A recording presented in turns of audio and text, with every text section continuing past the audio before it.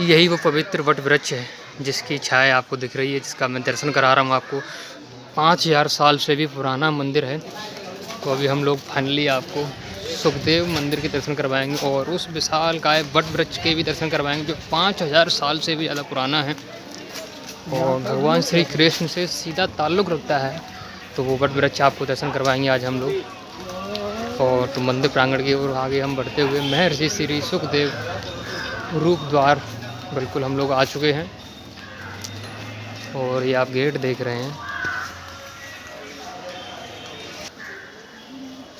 तो बिल्कुल तकरीबन ये 80 के आसपास सीढ़ियाँ होंगी। सीढ़ियों पर चढ़ते हुए हम लोग, ये बंदरों से सावधान रहना कि प्रसाद लेके आते हो अगर आप लोग यहाँ पे तो प्रसाद को छुपा कर ही लाएं, नहीं तो बंदर प्रसाद की थैली को और आपको दोनों को खा सकते हैं।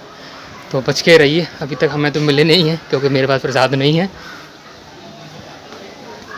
ये देखिए श्री सुखदेव मंदिर में पावन वट वृक्ष, भागवत कथा एवं विट्ठल मंदिर भी है यहाँ पे ऊपर है। चलेंगे हम लोग।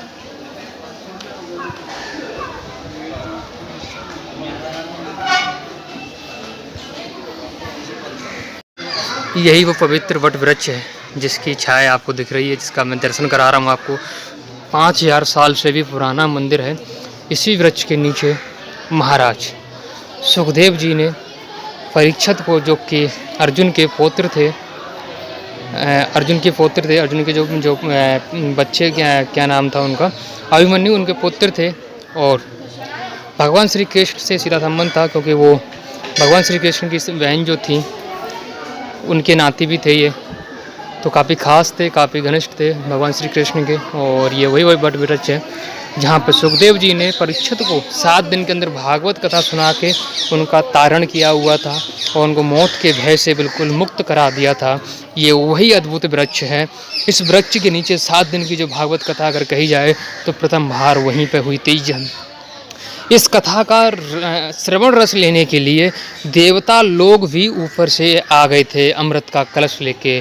तो कहने लगे थे सुखदेव भगवान से कि भगवान, अमृत का जो कलश है ये हमसे ले लीजिए और परीक्षित को, राजा परीक्षित को, जो अर्जुन के पौत्र थे, अभिमन्यु के पुत्र थे, उनको आप अमृत पिला दीजिए और जो रस, जो भागवत रूपी जो कथा का रस है वो हमें पिला दीजिए, भागवत रूपी जो अमृत है वो हमें पिला दीजिए।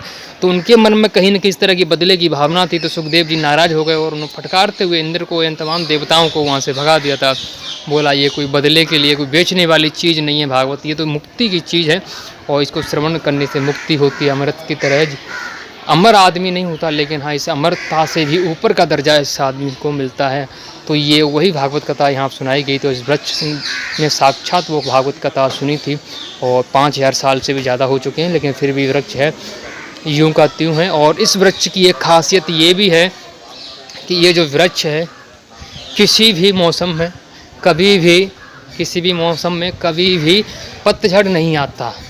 इसके पत्तों का जो बोलते हैं, हर वृक्ष का एक पतझड़ आता है, वो पतझड़ जो है इस वृक्ष का, इस वट वृक्ष का नहीं आता है। कभी पत्ते पूर्णतः इसके झड़ते नहीं हैं। ये उस भागवत कथा का महत्व है, उस भागवत कथा का अमृत का वो रहस्य है जिसके चलते इस वृक्ष के पतझड़ का सीजन कितना भी भयंकर क्यों ना हो, अन्य वट वृक्षों के, अन्य बरगद के वृक्षों के जो पत्ते हैं वो झड़ जाएंगे पतझड़ में, लेकिन इस वट वृक्ष के पत्ते नहीं झड़ते हैं। अगर आपको विश्वास ना हो तो किसी भी समय, पतझड़ के समय कभी भी आइए, जहाँ आपको लगे हाँ पतझड़ आ चुका है पूर्णतः, उस समय आइए और उस समय इस वृक्ष के पत्तों को देखिए, लेकिन पतझड़ नहीं होगा। हाँ, पत्ते झड़ते हैं, नए आते हैं, लेकिन एक साथ पतझड़ कभी नहीं आता। जैसे 2 पत्ते अगर सूख गए उसकी जगह नए आ जाएंगे, लेकिन सारे पत्तों पर पतझड़ आ जाए ऐसा नहीं है। तो चलिए और ऊपर लेके जाएंगे, ऊपर से मुख्य दृश्य कराएंगे। ये आप जड़ें दिख रही हैं और ये उसी एक वृक्ष की इतनी सारी शाखाएं निकल के आ रही हैं। वाकई में अद्भुत वट वृक्ष है। अगर इसके में तो ऊपर एक मंजिल पे ऊपर है, यहाँ वृक्ष है, तो उसको भी आपको दिखाएं। यहाँ कोए हैं, कौआ जो बोलते हैं, क्रो जो है यहाँ पे हैं, और कुछ एक क्रो हैं यहाँ पे भटक रहे हैं। और ये देखिए, तो हम लोग अभी ऊपर चलेंगे और ऊपर से भी आपको दर्शन कराएंगे। ये सामने शिव मंदिर भी है। चलिए, लोग यहाँ दीप प्रज्वलित कर रहे हैं। देखिए, ये प्रसादी की दुकान भी है। यही वो पवित्र वट का वृक्ष। और ये देखिए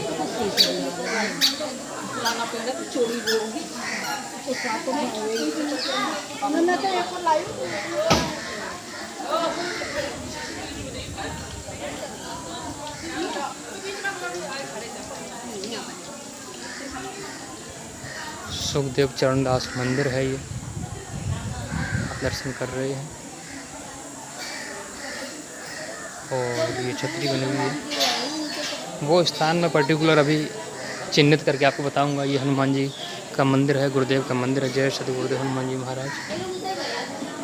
श्री भागवत कथा भवन यहाँ, तो इस भवन में यहाँ पे जो भागवती कथा हुई थी, और इसमें अंदर जाने की परमिशन बिल्कुल है हम लोगों को, तो बिल्कुल जा सकते हैं। यही वो कथा का प्रांगण है जहाँ पे कथा सुनाई गई थी। ये देखिए,